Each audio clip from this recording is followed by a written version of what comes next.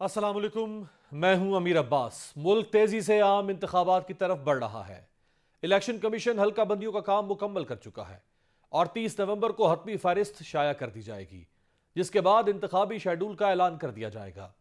दीगर बड़ी जमातों की निस्बत पाकिस्तान पीपल्स पार्टी तसलसल के साथ सियासी मैदान अमल में सरगर्म है, जिसकी इंतखाबी मुहिम बिलावल भुट्टो जरदारी खुद लीड कर रहे हैं।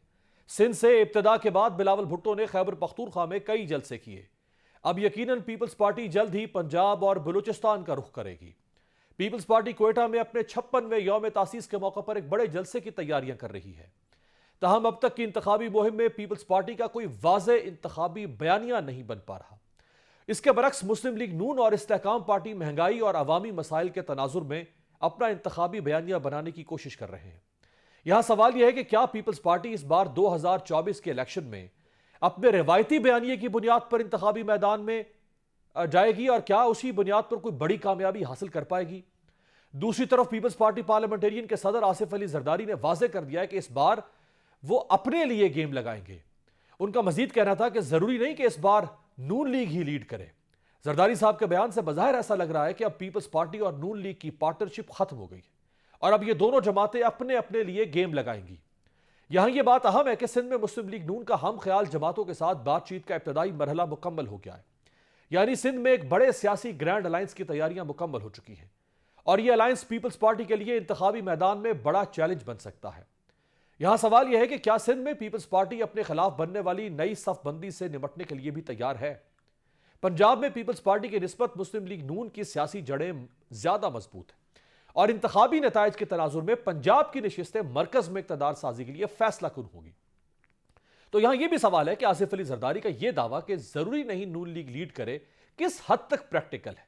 दूसरी जानिब जरदारी साहब का यह अज़म कि इस बार हम अपने लिए गेम लगाएंगे, क्या इस बात का इम्कान जाहिर कर रहा है कि पीपल्स पार्टी पंजाब समेत मुल्क भर में नून लीग मुखालिफ जमातों को साथ मिलाकर मरकज में इक़्तिदार की प्लानिंग कर रही है। हमारे साथ मौजूद है पाकिस्तान पीपल्स पार्टी के सीनियर मरकजी रहनुमा साबिक वज़ीर आला पंजाब सरदार दोस्त मोहम्मद खोसा साहब। बहुत शुक्रिया सरदार साहब। अभी तक सिंध के बाद खैबर पख्तूनख्वा में पीपल्स पार्टी नजर आ रही है, लेकिन जहां जाना चाहिए था यानी पंजाब, वहां पीपल्स पार्टी क्यों नहीं जा पा रही अभी। पीपल्स पार्टी से मुराद ये है कि मरकजी हमारी क़यादत जो है चेयरमैन और को चेयरपर्सन वो बिल्कुल आ रहे हैं पंजाब। स्केड्यूल था उनका, थोड़ा डिले हो गया है, but in the very near future इंशाल्लाह उनके पंजाब के राउंड शुरू होने वाले हैं। अच्छा, और पंजाब में जलसे करेंगे, बड़े वर्कर्स कन्वेंशन होंगे, कि स्ट्रेटेजी क्या है मुहिम की। वर्कर्स कन्वेंशन होंगे, जलसे भी होंगे, कुछ नई शमूलियतें हैं पार्टी के अंदर, वो भी होंगी। जो एक इलेक्टोरल प्रोसेस है इंशाल्लाह वो चलेगा।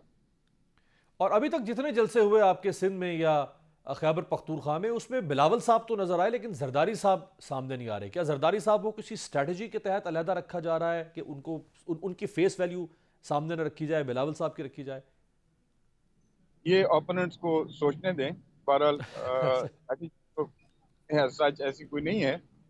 बिलावल साहब is definitely the face of the party, is the future of the party and नौजवान हैं, एनर्जेटिक हैं, इंथुजियास्टिक हैं और एम्बिशियस भी हैं और पार्टी को लीड भी कर रहे हैं। उनका हक बनता है कि वो अपने वर्कर्स तक और आवाम तक जो है ख़ास तौर पे वो पहुँचे and he is doing exactly that. Khosa साहब, जो बिलावल साहब ने बुजुर्ग सियासतदानों के बारे में एक बार नहीं बार बार अपने जलसों में कहा, और वो जानते हैं कि बुजुर्ग उनके साथ भी हैं और बुजुर्ग सिर्फ मुखालफों के नहीं, उनके साथ भी बुजुर्ग हैं, तो पर जरदारी साहब को कहना पड़ा कि बिलावल अभी ट्रेंड नहीं है, तजर्बा होता है। तो इसका मतलब क्या है। नहीं, इसमें तो कोई शक वाली बात नहीं है। अमीर देखें, जरदारी साहब has been through all the ups and downs of politics in Pakistan. मेरे ख्याल में आज के पाकिस्तान की जो सियासी मंजरनामा है उस पर जितना कोई जरदारी साहब ने भुगता है ड्यू टू पॉलिटिक्स, वो मेरे ख्याल में पाकिस्तान के और किसी सियासतदान ने शायद नहीं भुगता होगा जिस तरह से उन्होंने भुगता है। खास तौर पर 14 साल जेल भुगताना for political reason is not a joke. आपने देखा है कि एक और जमात के सरबराह जो हैं वो साल डेढ़ साल के लिए पाबंद होते हैं और फिर कोई ना कोई एक्सटर्नल हैंड बीच में इन्वॉल्व करके और एक सेल्फ एग्जाइल में कहीं किसी और मुल्क जाके और बड़ी ऐश की और पुरतायुस जिंदगी गुजारते हैं। दैट इज नॉट जिसे आप कहेंगे कि कोई ऐसी सूरत हाल जिसमें आप कहें कि जी मैंने भुगताया है। हाँ, हम्म। वो साल 1.5 साल जो उन्होंने भुगताया होगा, अर्ली 2002 तक जो भुगताया होगा, और उसके बाद अब जो 2018 के कुछ बाद जो कुछ भुगताया है, वो ठीक है, आप कह सकते हैं। बट जो कुछ जरदारी साहब ने भुगताया है वो इन लोगों ने नहीं भुगताया। सो जब वो एक्सपीरियंस की बात करते हैं तो बिलावल साहब का जाहिर बात है वालदा का और नाना का एक की लेगेसी को लेके चल रहे हैं, और वालिद साहब जो कि पाकिस्तान के ज़मीनी हकायक को समझते हैं, सियासत के ज़मीनी हकायक को समझते हैं, ये बड़ा लीथल कॉम्बिनेशन है। और ये आप देखेंगे इंशाल्लाह आने वाले वक्तों में ये अपने असरात जो है सामने लेके आएगा। इसमें आप कोई शक या इबाम बाकी नहीं है कि जरदारी साहब की सोच सियासी और बिलावल साहब की सोच में फ़र्क है। जरदारी साहब शायद चाहते हैं कि हम बगैर किसी बड़े महाज खोले या कन्फ्रंटेशन में जाए, और ख़ास तौर पे जो ताकत के मराकज़ हैं उनसे टकराए बगैर हम किसी तरह से पावर तक पहुंच जाएं। जबकि बिलावल साहब अग्रेसिव पॉलिटिक्स कर रहे हैं, वो ऑफेंसिव हो रहे हैं। ये स्ट्रेटजी या तयशुदा तो नहीं है, ये बिलावल साहब का मिजाज है शायद कि वो अग्रेसिव होना चाहते हैं। नहीं, हालात का तकाजा भी है ना जी। आप ये देखें कि पिछले ये जो पीडीएम की जो हुकूमत थी जिसमें पाकिस्तान पीपल्स पार्टी इनके साथ अलायंस हुई गवर्नमेंट में, उस दौरान पाकिस्तान पीपल्स पार्टी अपने इख्तलाफात जो है वो हुकूमत के सामने रखती रही है। इनकी पॉलिसीज और मुख्तलिफ सियासी मामलात पे भी अपने इख्तलाफात सामने इनके रखती रही है। कहीं उन चीज़ों को अंडर द कारपेट डाल दिया गया कि वक्त के साथ साथ ये ठीक हो जाएंगे, कई चीज़ों को एड्रेस किया गया और कई चीज़ों को वादा फद्दा के ऊपर छोड़ दिया गया। वो इख्तलाफात और जो मुख्तलिफ नज़रियात हैं जमातों के, वो तो मौजूद हैं।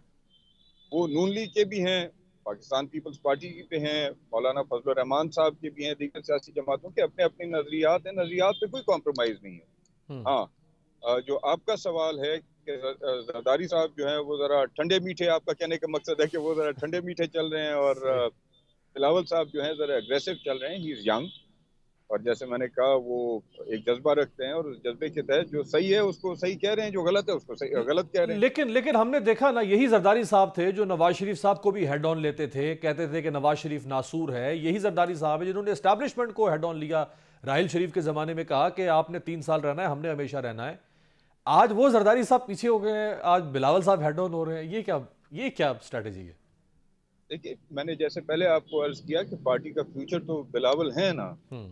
तो जितना जल्दी और जितना ज्यादा वो हालात से आगाही ले लेंगे और हालात को संभाल लेंगे, समझ लेंगे, उतना बेहतर है। तो उनको स्पेस दे रहे हैं जरदारी साहब कि वो अपना जो अमल है उसको सामने लेके आए, अपनी सोच, अपने जहन के मुताबिक, और जो हालात हैं उनके, जाहिर बात है इस चीज़ को बिल्कुल आप जहन से निकाल दीजिए। और जो एक इम्प्रेशन क्रिएट करने की कोशिश की जा रही है कि कहीं खुदा माफ करे बाप बेटे के दरमियान कोई इख्तलाफात हैं, कतन ऐसी कोई सूरत हाल नहीं है, ना हो सकती है।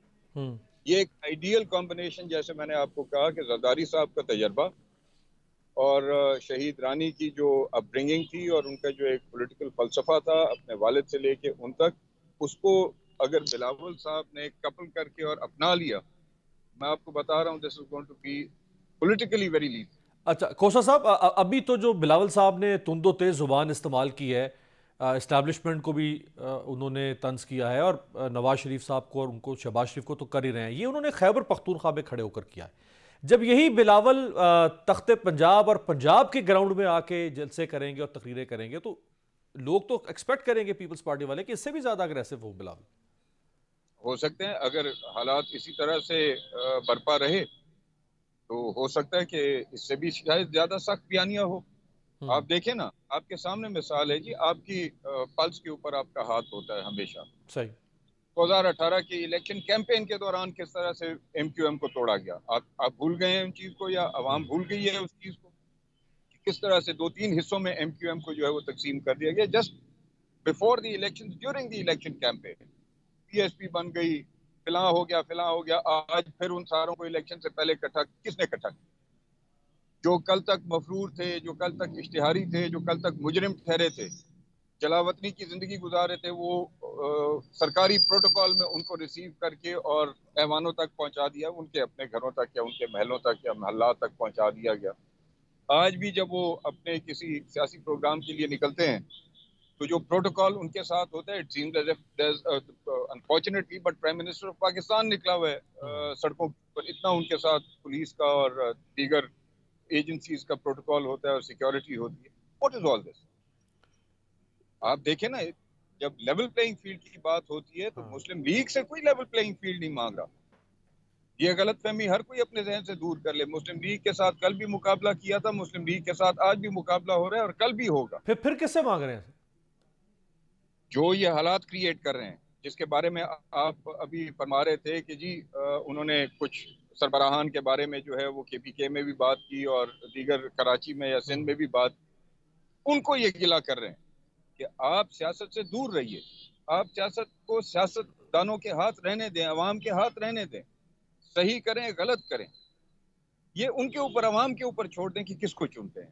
Who are they to choose people? یہی بیڑا گرک تو 2018 میں انہوں نے کیا نا, کہ آؤٹ آف نو ویئر. لیکن کھوسا صاحب 2018 کے الیکشنز تک آپ نے ایک شخص کو اور اس کی سو کالڈ جماعت کو جو ہے وہ اتنا اٹھایا, اتنا سپورٹ کیا اور اتنا اس کو آگے لے کے وہ جس کو سپورٹ کیا 2018 میں, وہ ذمہ دار کون ہے؟ آپ عمران خان کو ذمہ دار کہیں گے کھوسا صاحب بالکل صحیح. 2018 میں عمران خان بینیفیشری تھا, اس سے پہلے نون لیگ بینیفیشری رہی, پھر آیا کہ شاید پیپلز پارٹی بینیفیشری ہو جائے گی. اب آپ بھی شکوہ کر رہے ہیں کہ یہ غلط ہو رہا ہے, ایسا نہیں ہونا چاہیے, سیاست دانوں کا کام ہے سیاست کرنا. عمران خان بھی شکوہ کر رہا ہے, نون لیگ بینیفیشری ہے, تو یہ تو سیکھتا تو کوئی نہیں پھر آپ میں سے فرینکلی. نہیں, ہم تو سیکھے ہوئے ہیں جی, ہم اسی لیے تو کہہ رہے ہیں کہ مت کرو اس طرح سے. Let the people of Pakistan decide کہ پاکستان کی بھاگ دوڑ کس نے سنبھالنی. آپ نہ کریں. آپ سے مراد آپ بھی سمجھ رہے ہیں اور لوگ بھی سمجھ رہے ہوں گے آپ کے توسط سے کہ میں کس کی بات کر رہا ہوں. آپ یہ فیصلہ نہ کریں, کیونکہ آپ کے اس طرح کے فیصلوں نے پاکستان کو اس نیج پہ لا کھڑا کیا جس نیج پہ آج آپ اور ہم ہیں, جس نیج پہ آج پاکستان کی عام عوام ہے, جس مہنگائی کے, بے روزگاری کے اور لاقانونیت کے حالات کو پاکستان اور پاکستان کے عوام فیس کری ہے. اس کا ذمہ دار کون ہے؟ پیپلز پارٹی ہے, نون لیگ ہے. نون لیگ کو تو حکومت کیے 6 سال ہو گئے. یہ بیچ میں 1 سال 1.5 سال کا ٹکڑا آیا تھا پی ٹی آئی کے گورنمنٹ کے خلاف جو عدم اعتماد ہوا, اس کے بعد جو آیا وہی بیڑا گرک جو ان 3-3.5 سال میں ہوئی تھی اس کو کیری فارورڈ کیا نا نون نے. اور جو میاں نواز شریف کے بارے میں آج کہا جا رہا ہے کہ جی یہ مکمل ایک معاشی پلان ان کے پاس موجود ہے پاکستان کی قسمت کو تبدیل کرنے کا, اس 1.5 سال کے اندر کیوں نہیں پیش کیا جب ان کے بھائی جو ہیں وزارت عظمیٰ کی کرسی پہ براجمان تھے. صحیح. بہت اہم بات کھوسا صاحب نے فرمائی کہ سیاست دانوں کا کام ہے, اور سیاست دانوں کو منتخب کرنا عوام کا کام ہے. کوئی اور سیاست دانوں کو نہ منتخب کر سکتا ہے نہ انہیں ہٹا سکتا ہے. بہت شکریہ سردار دوست محمد کھوسا صاحب ہمارے ساتھ موجود ہیں. ایک بریک پہ جاتے ہیں, بریک سے واپسی پہ بات کریں گے سابق وزیر اطلاعات محمد علی درانی سے.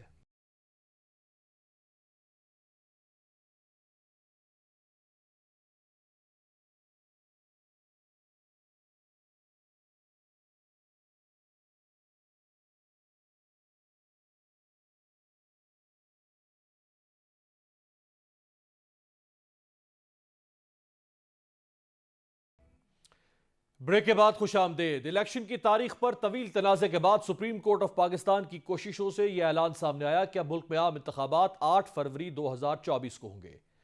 اس فیصلے پر ملک کی تمام سیاسی جماعتوں نے خوشی اور اطمینان کا اظہار کیا. اب جبکہ عام انتخابات تقریباً 70 دن کی دوری پر ہیں, ایک ایسی آواز بلند ہوئی ہے جس نے سب کو چونکا دیا ہے.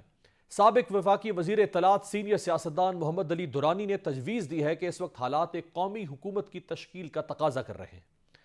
قومی حکومت سے مراد قومی اتحاد والی حکومت ہے. ایسا اتحاد ہو جس میں جماعتیں سیاسی مقاصد کے بجائے قومی مقاصد کے لیے اکٹھی ہو سکیں. ان کا مزید کہنا ہے کہ اگر قومی حکومت کا قیام نہ ہو سکا تو پھر منتخب حکومت بھی نہیں چل سکتی. سیاسی قیادت پیچھے ہو کر نئی ٹیم کو آگے لائے. سیاسی جماعتوں کو موروثی سیاست سے باہر نکلنا چاہیے. اداروں کے درمیان فاصلے کم کرنے کی ضرورت ہے. یاد رہے کہ محمد علی درانی ملت پارٹی, پاسبان اور مسلم لیگ فنکشنل سے بھی وابستہ رہ چکے ہیں. محمد علی درانی قومی سیاسی جماعتوں کے اتحاد نیشنل الائنس کے سیکرٹری جنرل بھی رہ چکے ہیں. انہیں اسٹیبلشمنٹ کے قریب بھی سمجھا جاتا ہے. حالیہ مہینوں میں محمد علی درانی نے صدر مملکت عارف الوی, تحریک انصاف کے وفد اور مولانا فضل الرحمان سے بھی اہم ملاقاتیں کی تھیں.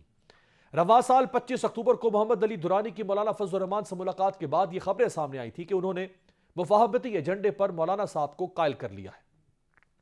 ذرائع کے مطابق محمد علی درانی صاحب نے ماضی میں تحریک انصاف کے دور میں شہباز شریف سے بھی اس وقت ملاقات کی تھی جب وہ جیل میں تھے. رواں سال ستمبر کے مہینے میں محمد علی درانی نے پاکستان, جمہوریت اور فوج کے 3 نکات پر مبنی قومی اتفاق رائے کا فارمولہ بھی پیش کیا تھا۔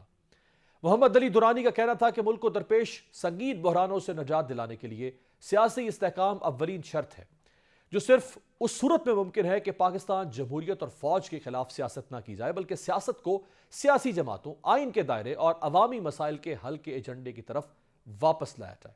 ہمارے ساتھ موجود ہیں سابق وفاقی وزیر اطلاعات محمد علی درانی صاحب۔ بہت شکریہ درانی صاحب آپ کے وقت کا۔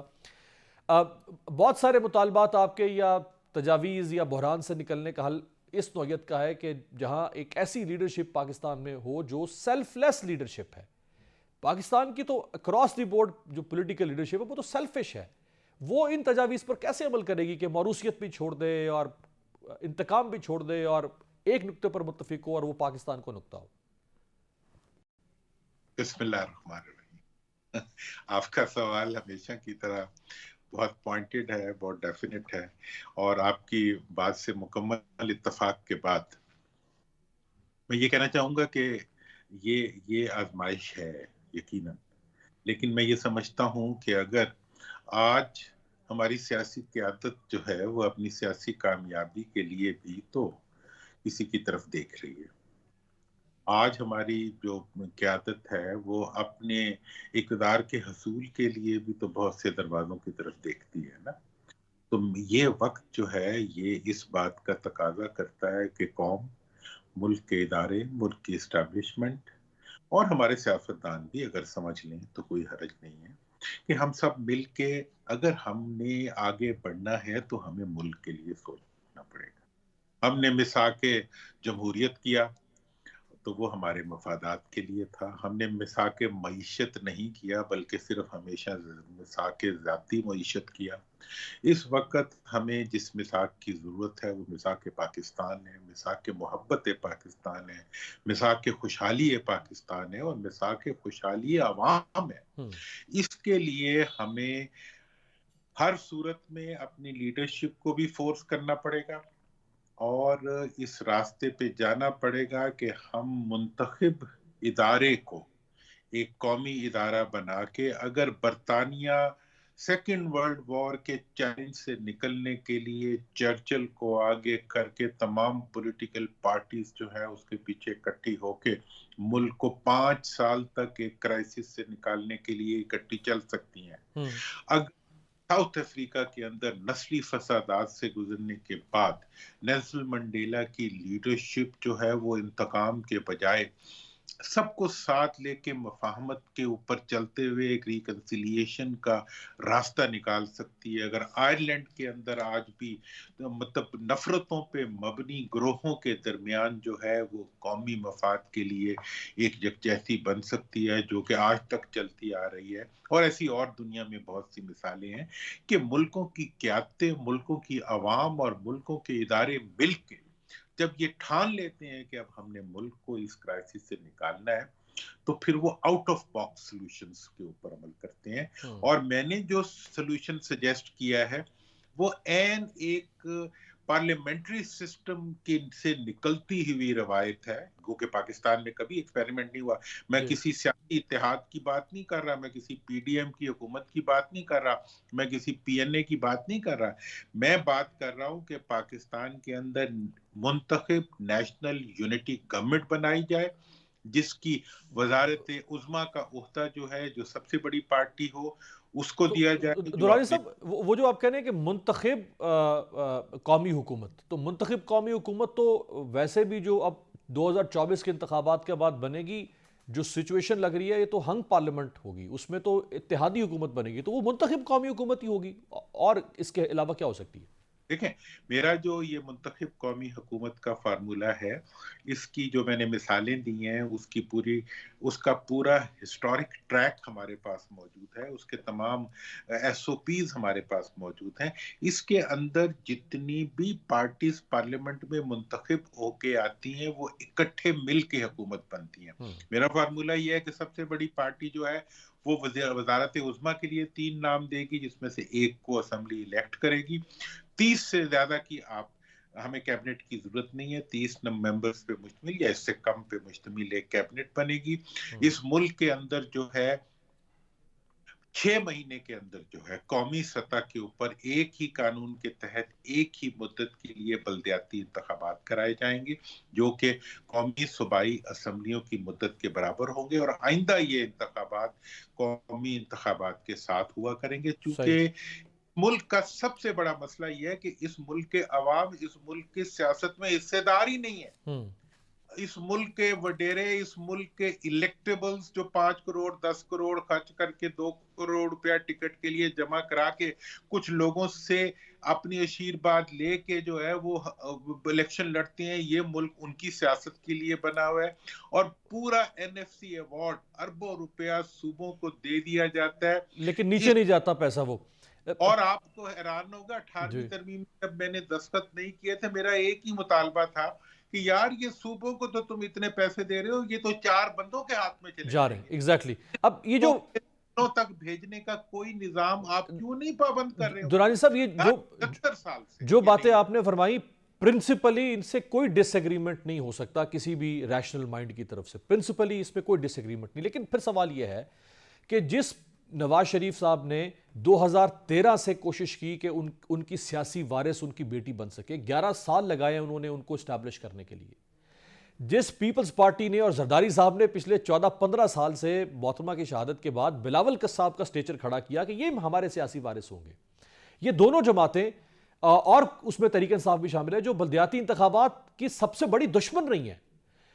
परवेज मुशर्रफ के जाने के बाद बल्दियाती इंतखाबात सही मानों में ना हुए कभी, ना इख्तियारात दिए गए। तो ये अचानक वन फाइन मॉर्निंग ये जाग के कैसे इतने अच्छे हुक्मरान हो जाएंगे ये सियासतदान कि वो ये सारी बातें मान लें? देखें जनाब, बात ये है कि ये तमाम बातें जो हैं उनको मनवानी भी पड़ेंगी और उन्हें माननी भी पड़ेंगी, इसलिए कि ये कौमी मफाद में है। और उनको जो है उनको इस सारी सूरत हाल के अंदर जो है, देखें आज मैं जो मसले का हल पेश कर रहा हूँ उसमें यह है कि तमाम हुकूमतें जो हैं, तमाम सियासी पार्टियां जो हैं, वो बामी इत्तफाक के साथ एक ऐसी हुकूमत बनाएं जो कौमी मफाद के लिए काम करे। इसके अंदर अवाम का दबाव भी मौजूद है, इसके अंदर इस्टेब्लिशमेंट का दबाव भी मौजूद होना चाहिए, इसके ऊपर अदलिया, इंतजामिया, फौज, सबके दबाव मौजूद हो। ये वो सियासतदान जो आज मुंतखब होने के लिए, ये वो सियासतदान जो आज धांधली करने के लिए पुलिस का ताउन मांग रहे हैं, ब्यूरोक्रेसी का ताउन मांग रहे हैं, जो हर इदारे का ताउन मांग रहे हैं, इनको अगर अवाम की खिदमत के लिए वो तमाम इदारे हरी झंडी दिखा दें कि जब तक तुम इकट्ठे बैठ के इस मुल्क के मफाद के लिए 5 साल काम नहीं करोगे, आगे तुम्हारी सियासत का कोई रास्ता नहीं है। और अवाम भी ये बात कहेंगे और पूरा मुल्क ये बात कहेगा, और इसी तरीके से ये रास्ता बनेगा और कोई रास्ता नहीं होगा, और इन्हें मजबूरन बैठना पड़ेगा, अदरवाइज जो कुछ भी बनेगा वो इस मुल्क को नहीं चला सके। जो भी हुकूमत इस वक्त इलेक्टोरल डिसऑर्डर के जरिए इक्तदार में आएगी, वो हुकूमत जो है वो मुल्क के मफादात और मुल्क को जो इस वक्त मतलूब इकदामात है वो नहीं कर सकती। यानी आपको एक बात तो आपकी उसमें क्लैरिटी है कि 2024 के इलेक्शन में जो भी हुकूमत आएगी वो कामयाब नहीं हो सकती, वो ये बेल तो 5 साल के लिए मंडे नहीं चढ़ेगी। एग्जैक्टली। तो अगर आप चाहते हैं कि 5 साल तक ये हुकूमत चले, अगर आप चाहते हैं कि इस मुल्क के अंदर पॉलिटिकल स्टेबिलिटी आए, अगर आप चाहते हैं कि इस मुल्क की देखें ना, हमेशा हर हुकूमत जो है वो अपनी जाती मईशत के इस्तेहकाम के लिए जो है काम करती है। अगर वो इस वक्त मुल्क की मईशत के इस्तेहकाम के लिए 5 साल की भीख मांग रहे हैं यार, हम 5 साल के लिए जरा जाती मफादात को डब्बे में बंद कर दें, और जिन मरूसी लीडरशिप को आपने पैदा किया है, वो लीडरशिप कैसे चलेंगी अगर मुल्क की मईशत ही बाकी नहीं होगी? वो कैसे चलेंगी अगर मुल्क के अंदर स्टेबिलिटी ही बाकी नहीं होगी? और अगर आपको इतने प्यारे हैं अपने ये सारे लाडले जो हैं, तो इन सारों के लिए ही चलो ये कुर्बानी दे दो। अगर मुल्क के बच्चे आपको अपने नहीं लगते तो अपने बच्चों को ही अपना समझ लो, वरना फिर इनको वहीं भेज दो जहां से आप आ रहे हैं। तो दुरानी साहब, जहां इतने तजर्बात हमने किए इस मुल्क में, जहां और बहुत सारा कोहर्सिव मेयर्स के साथ इस मुल्क में हुआ, तो क्या ये सारा कुछ फिर किसी कोहर्सिव मेयर से हो सकता है? यानी कोई इनको बिठाए, खुद तो नहीं बैठेगी? دیکھیں جی، اس کے لیے کوئرسو میئر جو سب سے بڑی ہے وہ تو اس کے لیے تو میں ورک کر رہا ہوں، ٹھیک ہے نا جی، کہ عوام کی دباؤ جو ہے وہ جتنا بڑھتا جائے گا اتنا اس کا امکان بڑھتا جائے گا. لیکن میرا یہ خیال ہے کہ اس وقت ملک کی اسٹیبلشمنٹ، ملک کے ادارے جو ہیں ان کو بھی اس نیک کام میں اپنا حصہ ڈالنا چاہیے، اور سیاستدانوں کو یہ صاف پیغام دینا چاہیے کہ ہم تمہاری جمہوریت کو نہیں چھیڑتے، لیکن تم جو ہے ہمارے ملک سے کھلاڑ نہ کرو، اور اس وقت ملک کی ضرورت ہے تو ملک کی ضرورت کے لیے تم لوگ اکٹھے بیٹھو، اور ہم تمہارا اقتدار نہیں چھین رہے، ہم تمہارا انتخاب کا حق نہیں چھین رہے، ہم تمہارے پہ کوئی مطلب ایل ایف او نہیں لا رہے، ہم تمہارے پہ کوئی لیگل فریم ورک آرڈر نہیں لا رہے، لیکن ہم یہ آپ سے مطالبہ کرتے ہیں کہ تم ملک کے لیے ان تجربے کو اختیار کرو جس تجربے میں ماضی میں جمہوری ملکوں نے اپنے کرائسس کو اوورکم کرنے کے راستے پر. آخری سوال سر، آخری سوال یہ فرمائے گا کہ اب تک آپ گزشتہ کئی مہینوں سے پی ڈی ایم کے دور سے آپ یہ کوشش کرتے آ رہے ہیں، اب تک کتنی سیاسی جماعتوں نے کوئی لچک دکھائی ہو، انہوں نے کہا کہ نہیں ٹھیک ہے آپ بات صحیح کر رہے ہیں لیکن کیسے کریں گے، آئیں بیٹھیں بات کریں؟ دیکھیں ہمارے ہاں آپ کو پتہ ہی ہے ہر چیز کا، میں بہت بھرم کے ساتھ چلنے والا فرد ہوں، میں سب عزت رکھتا ہوں، عزت کرتا ہوں، دل سے عزت کرتا ہوں، اسی لیے. لیکن ہمارے ہاں پرابلم یہ ہے کہ ہم ذاتی مفاد سے اوپر کی بات جو ہے ہم نجی محفل میں تو کر دیتے ہیں، پبلکلی کرنے میں ہمیں بڑی پرابلم ہوتی ہے. ہمارے بڑے بڑے لیڈر جو ہے وہ پارلیمنٹ میں روتے ہوئے بھی اپنے بڑوں کے کہنے کے اوپر ووٹ دے دیتے ہیں.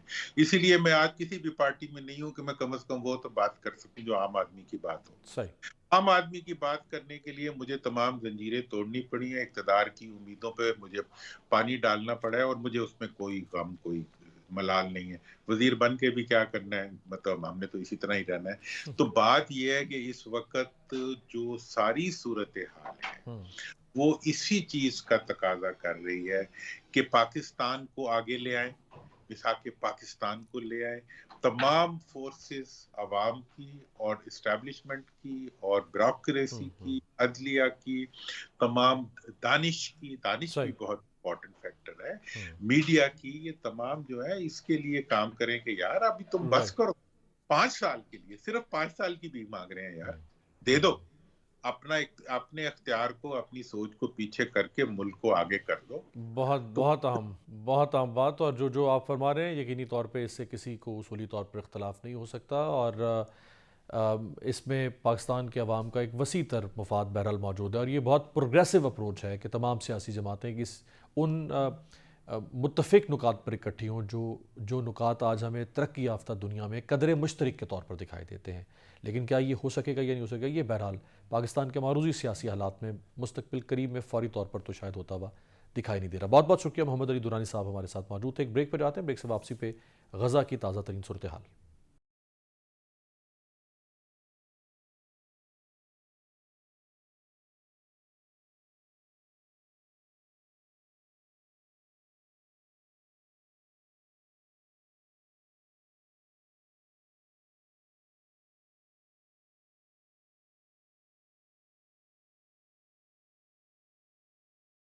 بریک کے بعد خوش آمدید. فلسطین اور اسرائیل کے درمیان غزہ میں 4 روزہ جنگ بندی کا آج آخری دن تھا.